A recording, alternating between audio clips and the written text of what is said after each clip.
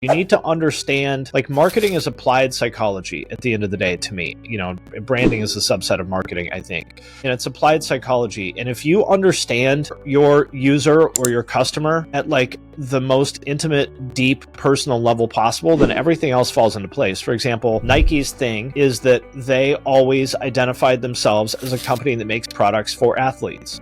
Now, in reality, we know that's not true because the majority of people are not athletes, and they make most of their money probably from selling, whatever the sort of middle of the range hoodie at Macy's or something like that. But all of that is downstream of the fact that they earned the approval of athletes in so many different categories. And I think for them, credibility is Nike's currency. Every product category, basically, there's always downward price pressure because that's the nature of competition. So if you're differentiating based on ownership of expensive shit, that's probably not a very good place to be. And in both of those cases, I would say, everyone was worried that photography and design were going to become so saturated and that these were going to be like dead industries. Well, compared to 20 or 30 years ago, do you think there's more or less people making money from photography now? Way more, probably 1,000 times more. Are there more or less people making money with design than there were in the 90s?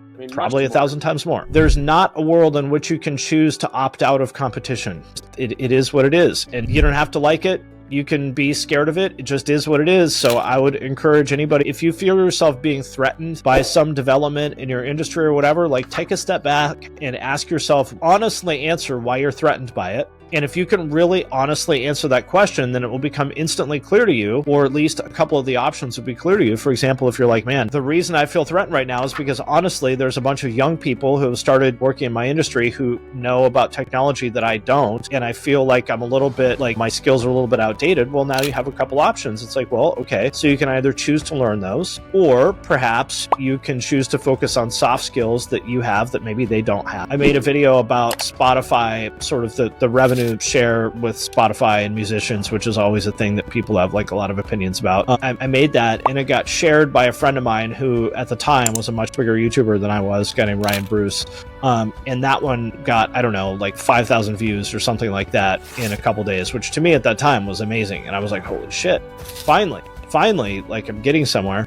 And then a couple, maybe, I don't know, maybe a month or two after that, I don't remember, I made a video about a band called Bring Me the Horizon. And that one was the first, that's the one that really like sort of put my channel on the map. I got, I don't know, tens of thousands, I don't remember now exactly, but tens of thousands of views on that one within a couple weeks. And I was like, okay, finally. But when I finally started getting those kind of results, I was like, okay, that was all worth it.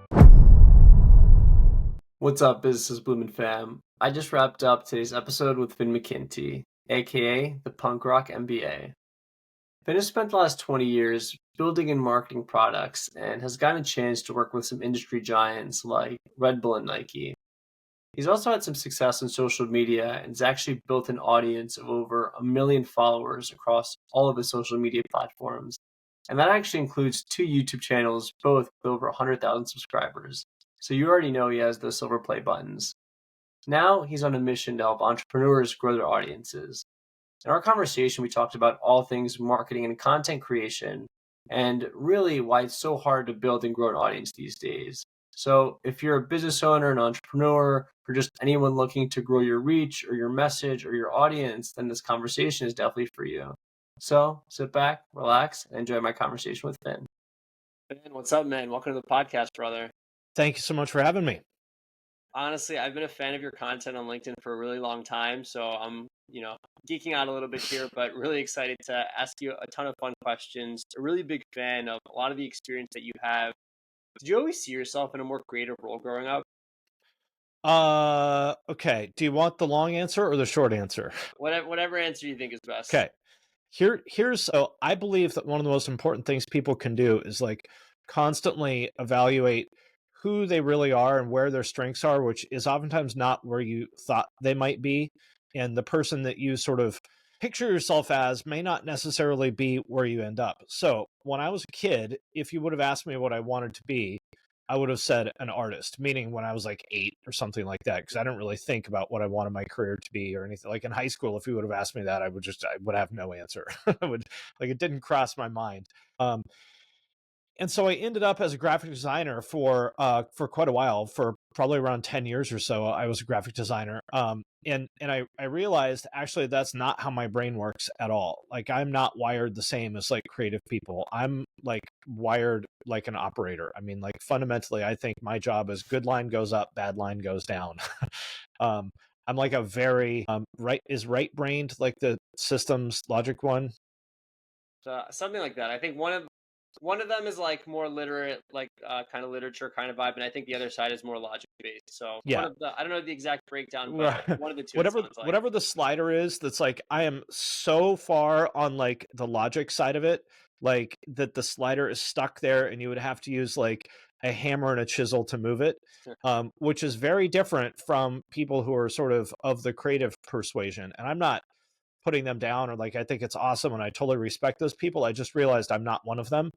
And so one of the most important things for me in my career and my life in general was to remove myself from those sort of situations where I had to sort of pretend to be a creative minded person. Now, that might seem crazy to people because I've, whatever, made thousands of YouTube videos and like I've been creating content for decades.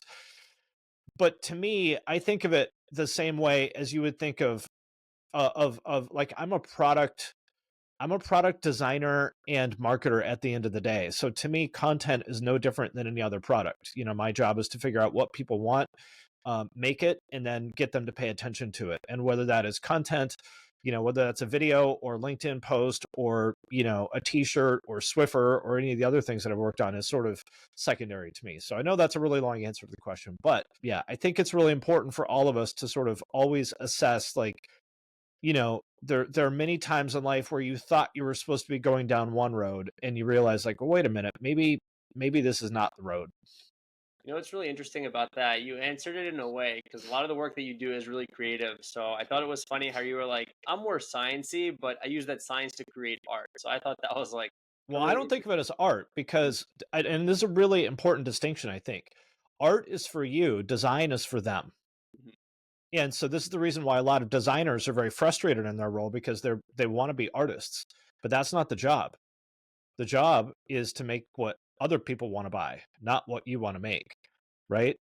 And so it's an important distinction. And there a lot of designers who are really unhappy in their job. They show up every day mad because they don't have, it's not really a creative job in the sense of like, hey, Daniel, what's on your mind? What do you want to make today? It's like, well, here's what people want to pay for, so your job is to make that happen. Do you think the only way someone could really make a living designing their own thing is if they brand themselves as an artist or something like that? Yeah, I think, if you look at people who are successful with that, like, I don't know, like years ago, he's still around. There's a guy who goes by Hydro 74 who like started out making fonts when that was sort of a new thing, fonts and like clip art and stuff like that, or stock art, um, when that was kind of a new thing. Or you even look at someone like, a fine artist who came from the graffiti world. I remember him back in the day, like someone like Cause or Retina or any of these kinds of guys, or women. I think that, yeah, you got to think of yourself. You may do something that looks like design, um, but to understand which one of those you fit into, you got to ask yourself of like, why am I doing this? Am I doing this because I want to express myself, or because I want to make shit that other people will buy? Do you think you make more money by taking the path that you're making something where you're like, okay, I'm making things other people will buy, or you're making stuff where you express yourself?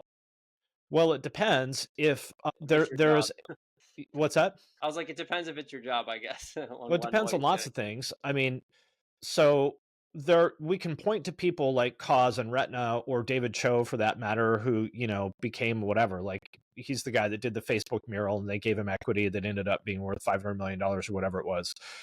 You can point to people like that and be like, oh, see, David Cho just does whatever he wants, and now he's worth $500 million. So if you were one of these people where the circumstances are such that there is a large audience for the thing that you just naturally want to create, awesome, then I think you'll be successful. But I would say the more common path is that there's not actually a very large audience for the thing that you want to create. And so you need to decide for yourself what to do in that situation. Do you are you going to try to create a market for that? Are you going to be okay? Well, that's one option, or you could be okay with, making less money. Or you could decide that I'm just going to do art for a hobby and I'm going to do design for a job, which is probably the most common thing. And any of those are totally valid. But I think what I've seen, I've been around like artists and creators and stuff my entire life, and I've just seen a lot of them be so frustrated because they sort of can't, they struggle with accepting. They want to live in a world in which they are rewarded with money and attention for doing whatever they want.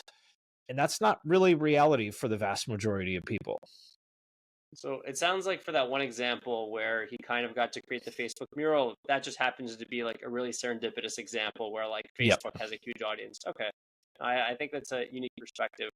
I want to get back to your career a little bit. So obviously you're doing some really cool work now, which I'll get into a little later, but you've advised some huge corporate giants. As you mentioned earlier, I believe you said Swiffer, but also Febreze, Red Bull, and Nike, to name a few. What do Yep. you notice about how these corporate giants approach branding? Well, it really depends. But at the end of the answer to any of those is different. But at the end of the day, the common thread between all of them is you need to understand, like, marketing is applied psychology at the end of the day to me. Branding is a subset of marketing, I think. And it's applied psychology. And if you understand your user or your customer at like the most intimate, deep, personal level possible, then everything else falls into place. For example, Nike's thing is that they always identified themselves as a company that makes products for athletes. Now, in reality, we know that's not true because the majority of people are not athletes, and they make most of their money probably from selling, whatever the sort of middle of the range, hoodie at Macy's or something like that. But all of that is downstream of the fact that they earned the approval of athletes in so many different categories. And I think for them, it's about understanding, like, credibility is Nike's currency. And they understand very well how to earn that. I'll use an example of Nike skateboarding. So Nike SB started, I want to say, in like 96 or something like that. And for the first, probably, I don't know, maybe close to 10 years or something of Nike SB's existence, they were just absolutely despised and hated and rejected by skateboarding. And they kept at it and they kept at it and they kept at it. They built skate parks, they sponsored the right athletes, and then eventually people came around. And there's still plenty of people who, reject SB because sort of the culture of skateboarding is that they hate anybody, they hate, rich man bad is sort of the culture of skateboarding. Got it. So that's inevitable, but they understood that what you need to do in order to have a successful business in any of these categories is to keep showing up and earn the trust and credibility of the core market. And then once you do that, the rest flows downstream from that. Procter and Gamble, who makes Tide, Febreze, Swiffer, Bounce, lots of these other things, giant. People don't really understand what a huge company P&G is and like how amazing they are. For example, like all the categories that I mentioned are the most like boring, dry, like mature markets, like paper towels. Like the growth of paper towels is probably, as a category, is probably like pegged to population growth. But, Wall Street demands something more than that. So Procter and Gamble has been around since, I want to say, like 1895 or something. They have to find a way to keep wringing blood from a stone. And the way they do that is that I believe that to this day, I still think they're the best company in the world at consumer insight. And so they pioneered the idea of using like ethnographic research as a way to understand their consumers. So they have, PhD anthropologists that will go watch people do laundry for 2 weeks and, and see what they learn from it. And one of those things, for example, like for Swiffer, they observed people like, that this is like hard surface care is the category there. And so they observed people doing, cleaning hard surfaces like floors. They saw that people mopped and that people swept, but there was sort of this in between category of like dirt that neither of those two things would get. There's just like fine grit that you can't get with a mop or a broom, and so people would take a mop and wrap a paper towel around it and use that to like get that like leftovers, and so they would call that a compensating behavior. And then that turns into the idea for Swiffer, which is basically a paper towel wrapped around a mop. The other thing that they're really good at is understanding what they call an accepted consumer belief. For example, in the case of hair, people believe that that hair needs to be nourished, which is factually wrong because it's not living tissue, right? It's so it is impossible to nourish it, but that's what people believe. And so you have to meet people where they are. And so if you look at the language that they use to talk about things like, I don't even know if they still own Pantene, but they used to, maybe they still do. The language that they use around that product reflects the idea of like nourishing your hair, which is factually incorrect. But again, you got to meet people where they're at. Trying to change people's beliefs is generally not a good idea. And one of the other interesting things they noticed is that people have that same idea of nourishment around furniture polish. So they also make Pledge, or at least used to. And they found that people thought of like nourishing furniture in the same way as people think, which logically makes no sense because furniture is, I mean, it's a piece of wood or plastic or something. You can't nourish it. But that's what people thought. And so again, the language that they use around like, the benefits of Pledge reflects that. So to answer your question, I know I'm giving you probably really long answers, but It's all good. the answer to your question, I think at the end of the day, is about, understanding what people believe. And your product, your brand needs to slot in with what people already believe. Or, you can try to take on the challenge of changing what people believe. And there's probably a few examples of people who've done that well, but much longer list of companies that went down in flames trying to do it. Yeah, I'm happy that you brought that up because I wanted to ask about that. So you talked about how like a lot of these companies really understand their customer and they're able to find like these really small niche issues. You mentioned with like the Swiffer and that basically being a paper towel to get into all those crevices. Do you think it's possible, or can you share an example of a company that was able to change consumer beliefs and like how they were able to take advantage of what little malleability, if anything, of someone's brain? No, I'm sure there is one. All good. I can't think of one off the top of my head. But I think maybe a better question is, I know you mentioned it was hard, but do you think it's possible to change consumer psychology or to change the way someone's brain like perceives a product? No, I don't, because, at the end of the day, these things, it's like this is neurology, like it's which is applied physics. This is my opinion, which I think would probably be largely supported by science, is that, all this stuff is applied physics at the end of the day. So if you want to fight physics, go for it. But I would advise against that. I think so. I'll try to think of an example, but I mean, the Nike example is a good one. Is like, the existing belief at the beginning is that Nike is an outsider. They don't belong here because they're a big company. They're not a part of our culture, and therefore we should reject them. And so, what you need to do, and that belief. So the core belief there is basically that big companies that are not currently a part of the culture should be mistrusted and rejected. You're not going to change that belief, that part of the culture. But what you can do is understand how you reposition your brand as being on the list of companies that are part of the culture, right? So you haven't changed their fundamental belief, but you have changed their belief about your brand, right? So you understand what are the boxes that a company has to check in order to be perceived as an endemic part of skateboarding. Well, let's check those boxes and see if that gets us there. And I think it largely did. Again, there's, just like in any category, there's going to be people that don't, like that brand. But largely speaking, I think Nike has successfully made that pivot to being like a part of skateboarding now. Yeah, I read Shoe Dog a little while ago. It was a great book. And obviously, the more balance sheet you have, the more risk you can take. So, definitely, I'm sure something that they keep in mind. But I want to move forward to just focusing on branding for a second. And this might be a loaded question. So, I'm sorry for this. But in your eyes, what's the definition of branding? Branding to me, I mean, there's a million different ways you think about that people answer this question, but to me, at the end of the day, it's what people think about your company, product, person, whoever. It's the sum total of what people think. Would you say that that's like the same definition for personal branding, which is, popping off nowadays? Yes, same thing. Got it. So I saw you have a lot of content around like building a personal brand, and you actually had a post a while ago. I think it was about like how job security doesn't really exist. I mean, Hmm. you can go to your job every day and sing kumbaya with everyone and pretend like everything is okay, but realistically, it takes like one interest rate rise or like some bad news Yep. for like an executive to lay off like an insane amount of people. Yep. Um, Or for that executive themselves to be laid off. Literally, everybody is replaceable. yeah, especially in a global economy. But Yep. I want to ask about personal branding for a second. Do you think that personal branding is more about saying why you're better than why you're better than the competition, or kind of what makes you unique compared to like everyone else? If that makes sense. Yeah, I think it's more about differentiation than it is being better, because better is not really that interesting to people.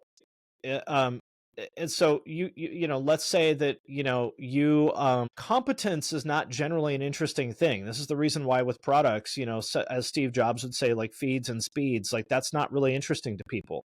That's not general. There are some exceptions to that, maybe in like enthusiast markets or something like that. But it's true for people too. Like if you're just like, wow, I'm really good at running Facebook ads, most people are just going to kind of shrug at that of like, okay, well, there's lots of people that are good at Facebook ads. Like, why should I care about you? So I think it's more about differentiation, and being like you want to be a one of one, the only person, like, so whatever. It's like lead gen Facebook ads for personal injury attorneys in Central Florida. Like, to me, that's Agreed. like a really strong position. Got it. So something like as niche down as you can get is like in this day and age is the only way to be like one of one. You think? I think so. Part of that can also be through your personality, like for better or worse, it's become glaringly obvious to me the older I get that my brain does not work the same way as most people's brains do.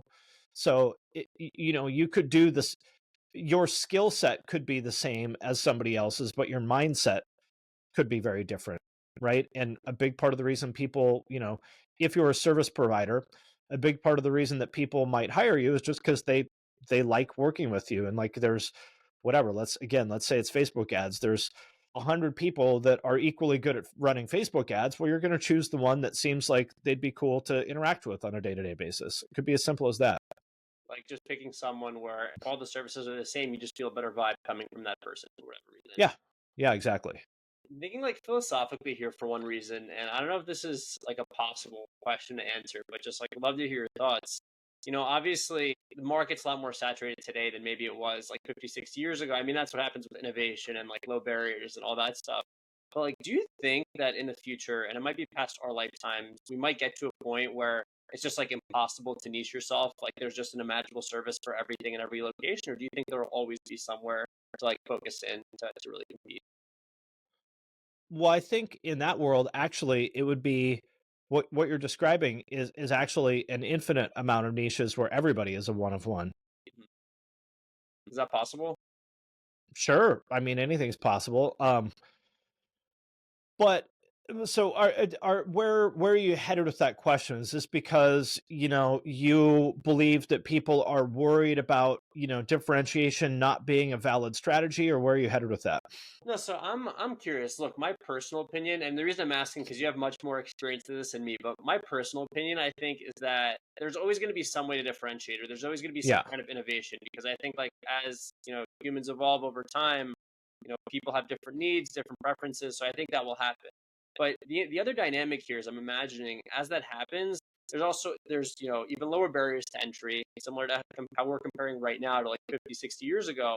So even with lower barriers to entry, like I still think there'll always be that little space for differentiation, but I think like the gap between like opportunity and like product is going to shrink so much because I think over time it's just going to get so easy to differentiate yourself and post to do all that stuff. So I'm just curious to hear your like philosophy or like your basic prediction on that. Well, I mean, people always get worried about saturation, and that's valid. But what it comes down to is like, if you suck, every market is saturated. And if you don't suck, then it doesn't matter.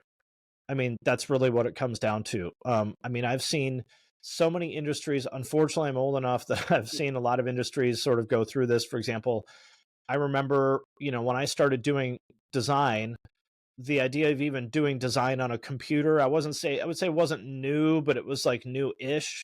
And so there were still like, kind of the old guard that, didn't, oh, you guys come along with your Photoshop, and you know, and they were scared because they felt like this rush of, as you said, the barriers to entry were lower. And they were scared that this rush of new people, was threatening to them, and maybe it was. But I would say that's a skill issue, get good. That's yeah. That's what it comes down to. Get good.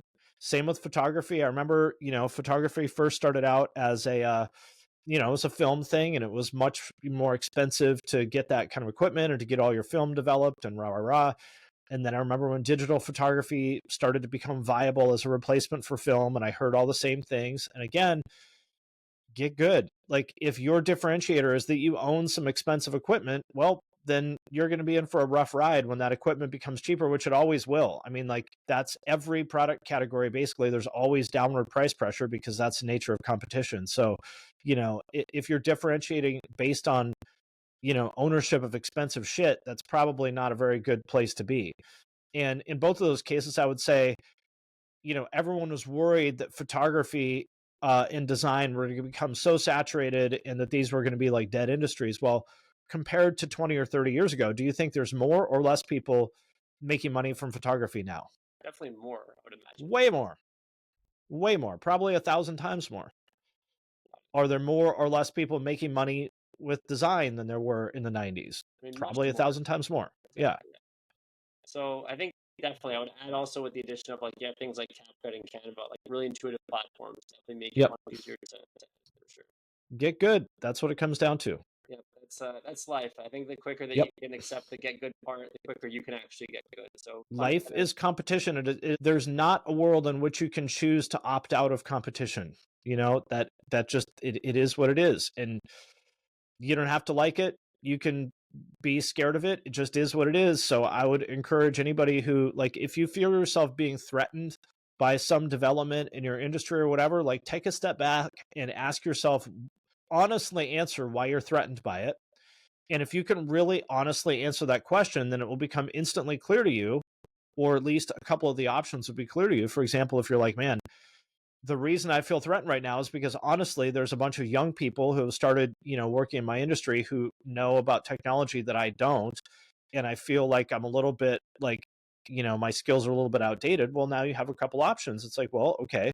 So you can either choose to learn those, or perhaps you can choose to focus on soft skills that you have that maybe they don't have, whatever. But my point is that, like, it's rarely productive to sort of get butthurt. Like, that's not really that's not a good way to deal with anything.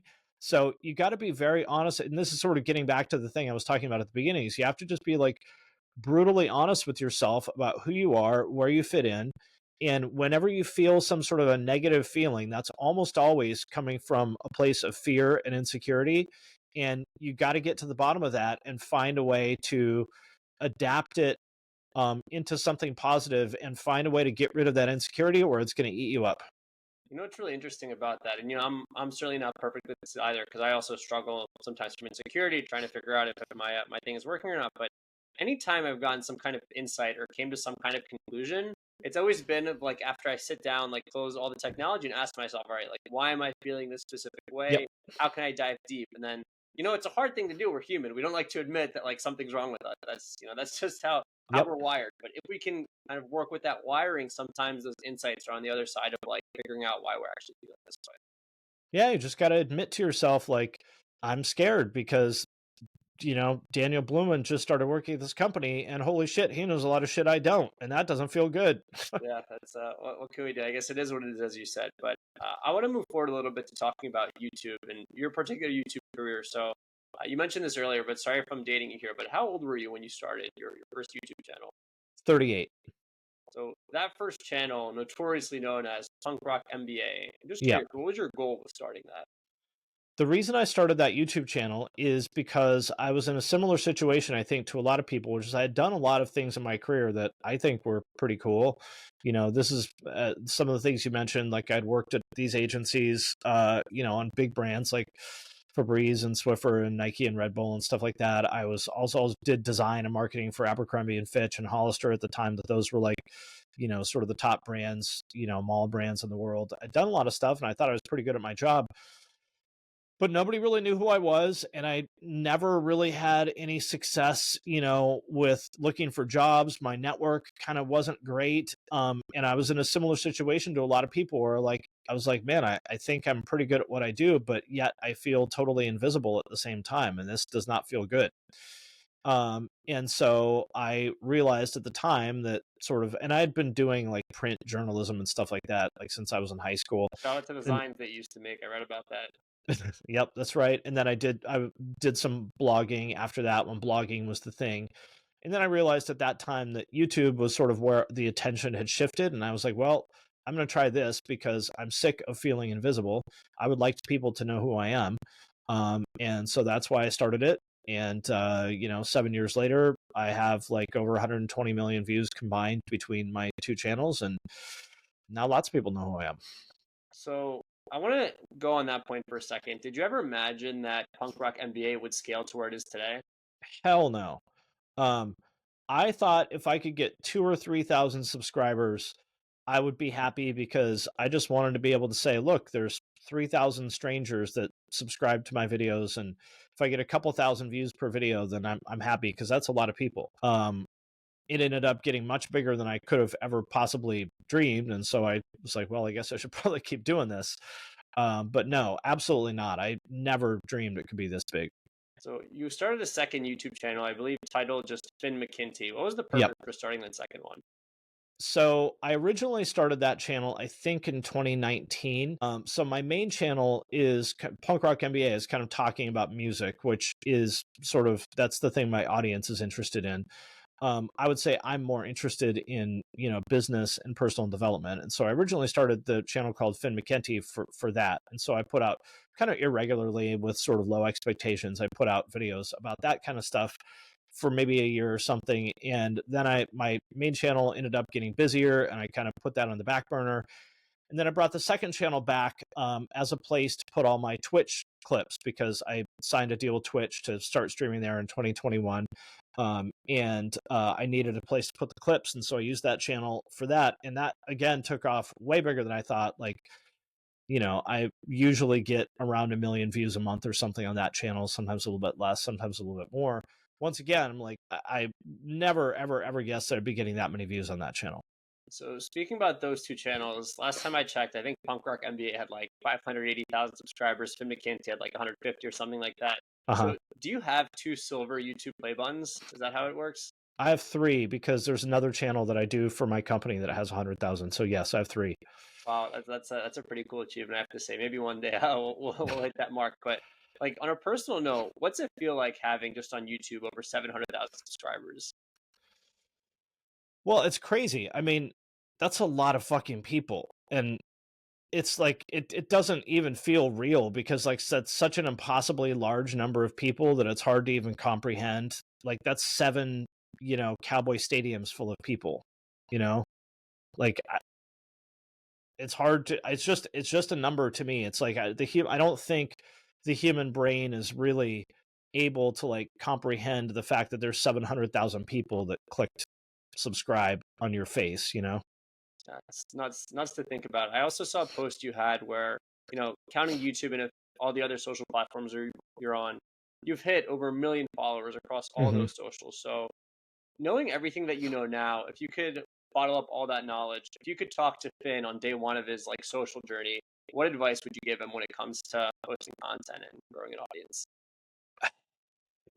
I mean, I think I kind of knew all of these things already because I had worked on YouTube channels for other people and, I'd sort of done this already for other people.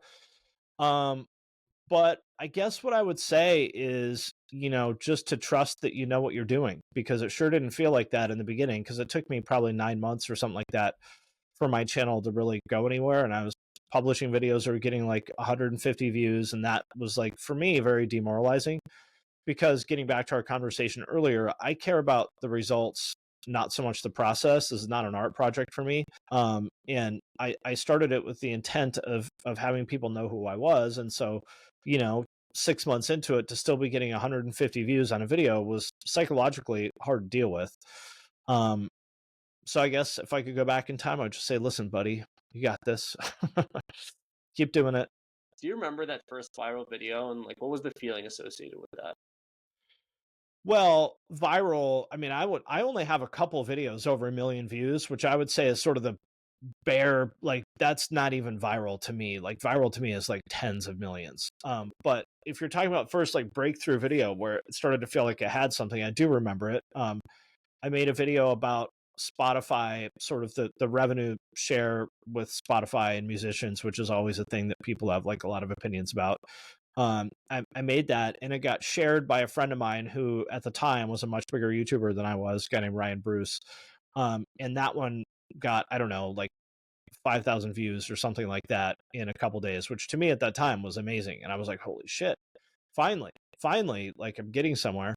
And then a couple, maybe, I don't know, maybe a month or two after that, I don't remember. I made a video about a band called Bring Me the Horizon. And that one was the first, but that's the one that really like sort of put my channel on the map. I got, I don't know, tens of thousands, I don't remember now exactly, but tens of thousands of views on that one within a couple weeks. And I was like, okay, finally, you seen that meme of like, the two miners, and they're both like, an inch away from like hitting Chopping away at diamonds. the thing. Yep. Yeah, I felt like I was there, and all the time I really wanted to give up, to be honest, because it was very demoralizing to be putting all this time and energy into it, and and feel like yet again I was just like screaming into the void and being ignored. But when I finally started getting those kind of results, I was like, okay, that was all worth it. That's awesome, and happy that you were able to get those results, and crazy the kind of trajectory you've been able to take. But I want to shift for a second to the work that you've really started focusing on. And I think I touched upon this a little bit earlier, but recently you started focusing and niche down more on helping entrepreneurs grow on YouTube and LinkedIn. Yeah. So, from some of the work that you've done, what kind of challenges do entrepreneurs have when it comes to growing their audiences on these platforms?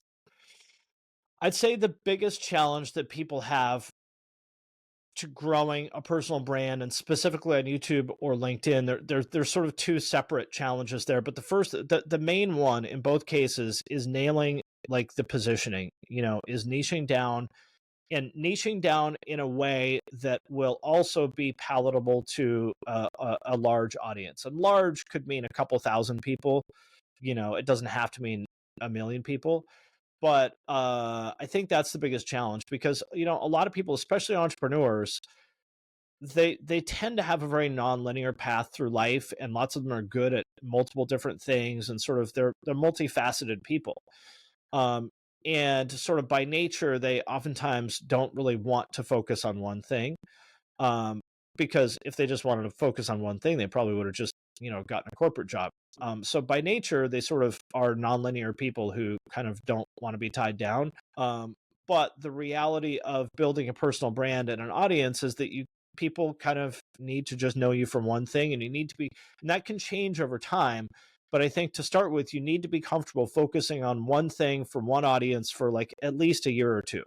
And then maybe you can try to sort of, layer on top of that. But that's the biggest challenge, I think, is just helping them understand how to package what they do, not change who they are at all, but just like frame what they do in a way that will make the light bulb go on for the audience of like, that's interesting. Like people would say, hey, have you heard of that Daniel Blumin guy?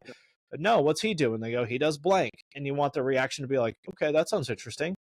Yep, one day at a time. We'll get there. Not there yet, but one day for sure. I know you talked about entrepreneurs and how a lot of time they're multifaceted and doing a lot Yeah. of things. So when they're ever, I'm guessing maybe a common issue that you run into is a lot of times they try to be known for like 17 different things, and that's Yes. not how social media works. But other than that, or if that's the most common mistake, happy to you're happy to have you say that. But what's a common mistake that you would say a lot of these people make when trying to grow their audience? Aside from that, I think that, so you could think of, let's talk about LinkedIn in particular. It's true of YouTube as well, but it's a little different. Let's just think about the content funnel, meaning that you have your top of the funnel, middle of the funnel, and bottom of the funnel kind of thing. So top of the funnel is content designed to grow your account, which is typically sort of broad opinions on the industry or field or whatever that'll get lots of engagement, so it gets shared in more people's feeds and you grow your account that way. Middle of the funnel is content designed to deepen your relationships with your existing audience, usually about demonstrating your expertise or showing your thought, showing the way you think about a particular thing. And then the bottom of the funnel is getting people to take some sort of action, whether that's like DM you, set up a product demo, sign up to your newsletter, whatever it is. And I would say usually people are a little bit too heavy on one of those. And it is a funnel. So you need to move people through that funnel. If you're too heavy on any one of those, either you don't have enough people coming into the funnel. So, basically you just don't have enough volume, or you got a lot of people coming into the funnel, but it's clogged and they're not moving down. So one of those two things, I think, is the challenge for most people. I would say the top of the funnel is the hard part because, if you're good at what you do, I think it's not that hard to like show people that you're good at what you do, which would be, I would say, the middle and the bottom of the funnel. It's really about growing the audience, I think, is the biggest challenge for most people. So a lot of people you're saying are able to, when you're talking about those two bottom parts of, let's just say, the conversion funnel, they're Yep. able to build like deeper relationships and build a call to action. But the hardest part is really getting that first one to be concrete in terms of how you're perceived and what you do. For most people, yes. Okay, it's an interesting perspective. I want to Right? talk. I mean, most people, it's like, man, I think I'm pretty good at what I do. And the people that work with me would agree with me, but just I don't have an audience. I think that's the most common situation people find themselves in. Definitely. So I want to talk about specifically content for a second. And you post a lot of it. Looks really good, by the way. Ton of useful information. If anybody wants to see, check out Ben's LinkedIn page. Big fan of it. Read it all the time. But a lot of people these days are trying to streamline their posting. And the one thing that's booming right now is like ghostwriting, where I guess Yep. someone could be a little more personal, but not everyone can afford a ghostwriter. So some Yep. people turn to like ChatGPT. So I'm just curious to hear your opinion. What do you think about using ChatGPT to post on LinkedIn and other socials? I think it's a really bad idea. For two reasons. Number one is it's unlikely that the content it makes for you is actually going to be very good. Because sort of by definition, it's going to create regurgitated versions of things that already exist. And maybe that's better than nothing, but I think the number of people who are having success with like AI content, I think, is not very high because that content is not very good. And it's possible that may change in the future, but right now, I mean, you can tell, for example, with like LinkedIn comments, it's super obvious. Like, Daniel, thank you for your insightful post about conversion funnels. I'm looking forward to seeing more of your insightful posts about conversion funnels. It's like it's very obvious, where you see the AI content. And you might say, well, it's better than nothing, but I'd say, but is it? Because if you see somebody consistently showing up with like AI comments or AI posts, I would say that might be worse than nothing because that doesn't build trust or authority, right? So that's problem number one. And problem number two is like, let's say that we live in a world where the technology is better and the content that AI creates is good. I think it's still a bad idea because it's not just the outcome of creating content that's important, it's the process of creating that content because it really sharpens your thinking. It makes you like crystallize. You got to figure out, what do I actually really think about this? Right. And so even if nobody reads it, the act of creating that content and writing it sharpens your thinking in a way that will not happen if you use AI to create the same work. So there are certainly ways that I think AI is useful. For example, I use it to make the captions in my videos. Sometimes if I can't think of a title for a video, I'll ask ChatGPT, sort of when you're stumped and you just want to like sort of get over one little thing, I think it's useful. But outsourcing the whole thing, I would not advise that. I'm trying to think of like a good metaphor here. Obviously you talked about when people make those comments on LinkedIn that sound like really generic and that a human would never say. It's like, imagine you at a bar with like, some coworkers after happy hour and like someone walked up to you and they were like, that was a really insightful post. I'm eager to hear of more takeaways you have. Right. Like that's Yeah, you'd think they were a serial killer. yeah, exactly. So if you're at a bar and someone walks up to you and says that, run the other direction as fast as you can. So I it's would suggest that. yeah, they might be an AI serial killer. So Yeah. hopefully that's not an issue you have to worry about. But speaking about social media, there's actually a big trend right now, and I think I saw you talk about this a little bit, but like a trend that's a return to normalism. I know typically in the last few years, people have grown their channels by having these really clickable thumbnails, a bunch of art, a bunch of colors, but recently, and my personal favorite example of this is a guy named Hub's Life. I'm not sure if you're familiar with him, but love this guy's videos. He just kind of videotapes his basic life and stuff like that. Is this guy that just has like an office job or whatever? Just has like an office job, yeah, and he just videotapes himself and like he has. I think I he know just crossed, I haven't seen it, but I know who he is. yeah, Yeah. he just crossed like I think 1 million followers on Instagram. But generally speaking, there seems to be like there's right now a big trend in social media that's a return to normalism. Why do you think that is? Well, I think there's probably two parts of it. Number one is you got to ask who is your audience. Let's say people reference like Mr. Beast all the time. And I think what people are saying is, oh, the Mr. Beast style is dead. Now people want the stuff you're talking about. Well, I, who are people, right? I mean, the YouTube has whatever 2.7 billion monthly active users. They're not all the same, and they want different things.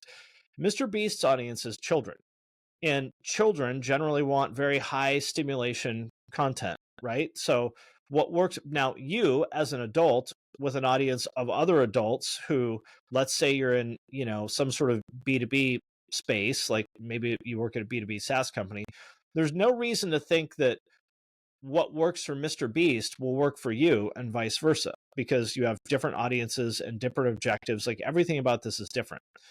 So I don't think that the Mr. Beast style of high stimulation content is dead by any means. I think there are still, like, I mean, you can look at the views on his videos. There's hundreds of millions of people who still like this stuff. But what you're saying, I think, is that what people have realized is that high production values don't necessarily make better content. And you can see this great example of this is basically any corporate YouTube account, like Microsoft or Oracle or whatever. Like you look at the stuff and clearly they spend a lot of money on it. It looks beautiful. It sucks. Yeah, but the content is trash and it has 1,200 views because nobody wants to watch that shit. And then meanwhile, there's someone like this guy, like Hub's Life or Sam Sulek or any of these other people that are just like really charismatic, interesting people that have huge audiences without high production values. Now, I think if they had high production values, they would still have a large audience. So I don't think that the production values here are, Doug DeMuro is another good example of this. I don't think that the production values here are actually important. I don't think that they have big audiences because of lo-fi production values. I think what they've just revealed is that people don't really give a shit about production for the most part.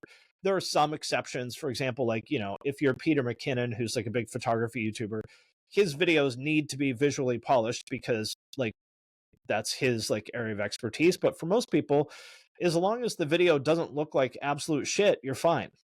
So it sounds like people care more about resonating with a creator and resonating with someone as opposed Yes. to just having a bunch of fancy camera equipment. Yeah, it's the same in all kinds of art.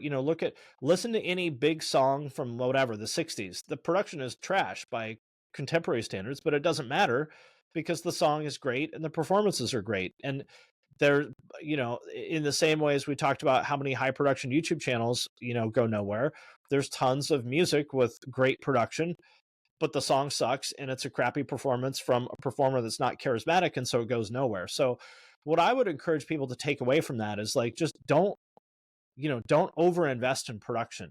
Get it to the bare minimum that it needs to be and no further, because putting more resources into production after that is a waste. I like that advice. So here's where I kind of want to draw everything together and, go on a parting note. So back to growth on social media.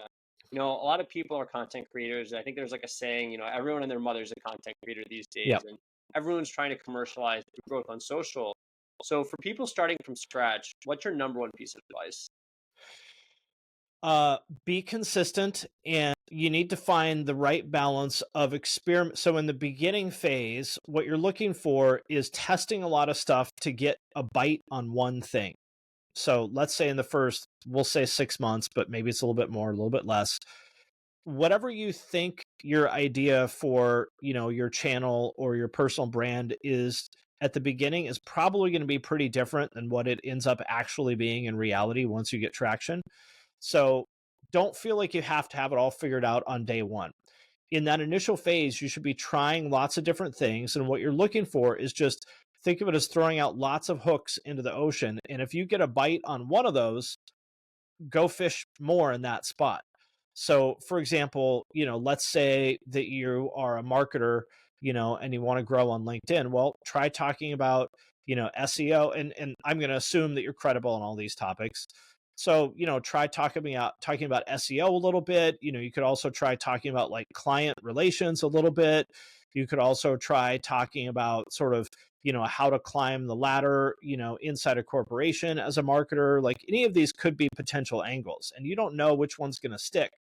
But, you'll try all these things. And what you'll see is that, let's say most of your posts get 5 likes. Well, one of them is going to get 20 likes. Not exactly viral, but it's enough that it's a signal like, oh, okay, maybe that's it.